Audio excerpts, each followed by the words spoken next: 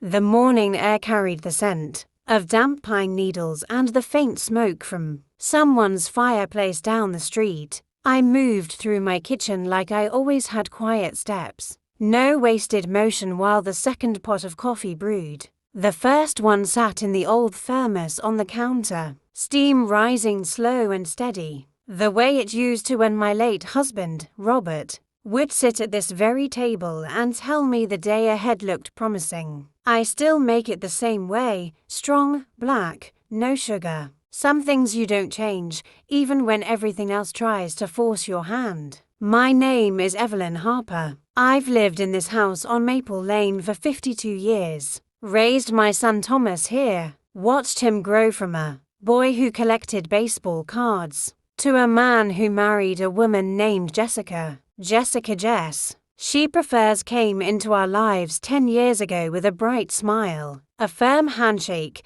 and opinions sharper than my good kitchen knives. At first I thought, well, that's what young people are like. Now, confident, decisive, but confidence can curdle into something else when it starts deciding who gets to keep their voice in the room. That morning I set the dining table for 4, even though only Thomas and Jess had said they'd come. The extra plates were habit, ghosts of holidays when the table used to overflow with laughter and cousins and Robert's terrible jokes. The china was pale blue with tiny gold vines, the set my mother gave me when Thomas was born. Jess once called it dated. She said it with that little laugh people use when they want you to agree you're behind the times. By 8 o'clock the doorbell rang. Thomas walked in first, shoulders a little hunched like he was carrying something heavier than his coat. Jess followed, phone in hand, already texting. She looked around the room the way she always did, like she was appraising real estate she hadn't quite decided to buy yet. Morning, Evelyn, she said, not quite meeting my eyes. You didn't have to go to all this trouble. I always do, I answered, pouring coffee into the mugs I'd warmed in the oven the way Robert taught me. Thomas sat down.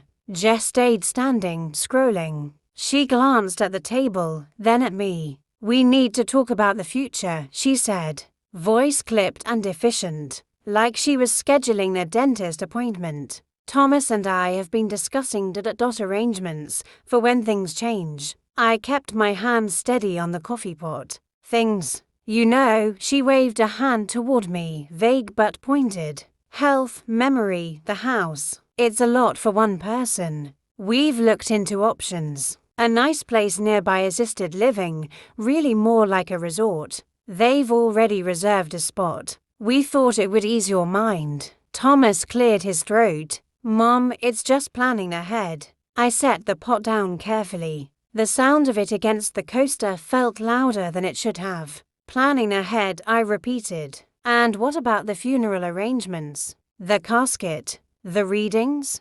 Did those get planned ahead too? Jess's fingers paused on her phone. She looked up then, really looked. How did you? I have my ways, I said. Simple, no need for drama yet. I still get mail. I still talk to people. The funeral home called last week to confirm the floral order. White roses. You chose white roses, Jess. My favorite flower is lilacs. She recovered fast. That was always her strength. We were trying to take the burden off you. It's what families do. I smiled, small and thin. Families do a lot of things. Sometimes they forget the person they're planning for is still breathing. Thomas stared at his coffee like it might give him the right words. Jess slipped her phone into her pocket. Evelyn, you're not yourself lately. The little forgetful moments. The way you repeat stories. I looked at my son, Thomas. You believe that?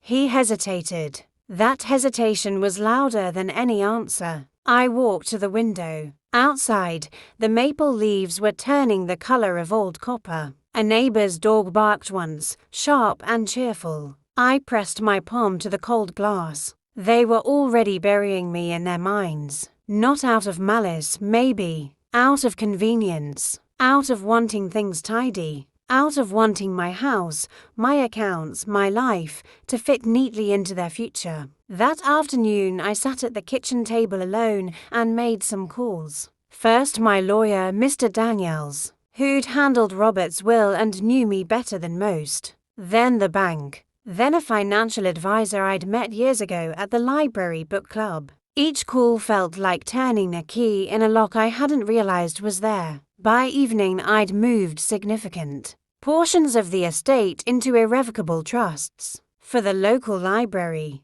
for scholarships at Thomas's old high school, for the animal shelter where Robert used to volunteer, life insurance policies, redirected. The house, still mine, but with a careful codicil that made it very difficult for anyone to force a sale while I lived. I bought lilacs from the florist downtown. Not white roses. Lilacs, purple and fragrant, filling the house with something alive. I wrote letters. One for Thomas. One for Jess. Short, clear. To Thomas. You let someone else decide when your mother stops mattering. Remember who raised you. Remember the stories I told you at night. I hope one day you tell them to your own children without rewriting the ending. To Jess. You planned my goodbye while I was still saying hello to each new day. That was a mistake. I'm not gone yet. And while I'm here, I choose how this story ends. I left them on the table next to the fresh coffee I'd brewed.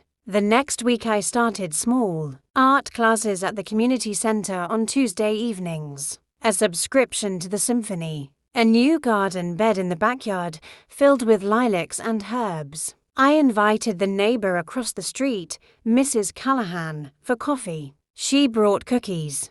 We talked about books and grandchildren and how strange it feels when the house gets too quiet. Jess came by unannounced on Saturday. She walked in without knocking something she'd started doing last year and saw the letters gone. The table clear, me at the stove making tomato sauce from scratch. She stopped in the doorway. Evelyn. I stirred the pot. Jess. She looked around. The lilacs on the windowsill. The new painting I'd hung, a simple landscape I'd done in class. All greens and golds. We need to talk about what you did with the accounts. I turned the heat down low. No, we don't. Those are my decisions. My money, my life. Her jaw tightened. Thomas is upset. He thinks you're confused. I met her eyes. Thomas is upset because he knows I'm not confused. He knows exactly what he's allowed to happen. She stepped closer. You can't just cut us out.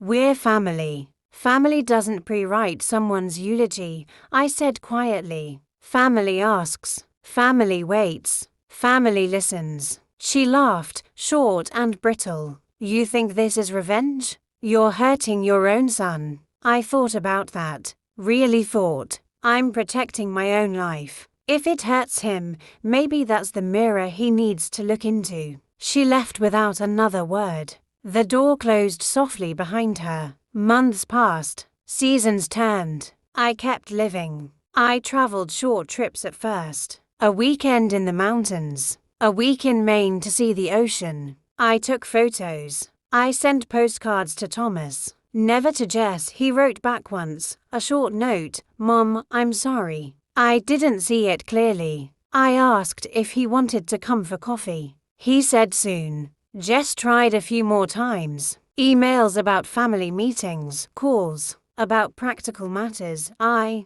answered politely, briefly. I never invited her in. One spring afternoon, Thomas showed up alone. No Jess. He looked thinner, tired. We sat in the garden, lilacs blooming thick around us. He said, she told me you were losing it. She said the lawyers were taking advantage of you. She said I had to step in. I nodded, and you believed her. I wanted to believe her, he admitted. It was easier. I handed him a cup of coffee. Easier than standing up for your mother. He stared into the cup. I lost years with you because I was afraid of her anger. I let the silence sit between us. Then I asked, do you still want those years back? He looked up, tears in his eyes. More than anything. I reached over and touched his hand. Then start by choosing who you listen to. He stayed for dinner. We talked about Robert, about baseball cards, about the stories I'd told him at night. He really laughed for the first time in years. Jess never came back to the house. Thomas said she moved out 6 months later. He didn't fight the divorce. He said he'd spent too long fighting the wrong battles. I still live in the house on Maple Lane. The coffee is still strong. The lilacs still bloom. I paint. I read. I walk the neighborhood and wave to neighbors who wave back. Sometimes I sit on the porch and think about the morning Jess tried to plan my end. I think about the letters, the trusts, the small, stubborn acts of living, and I wonder not with anger, but with curiosity. How does someone decide another person's story is finished before the last page is turned? I don't have the answer. Maybe no one does. But I do know this, while there's breath in me, the story is mine. I keep writing it. 1 cup of coffee, 1 lilac bloom, 1 quiet morning at a time.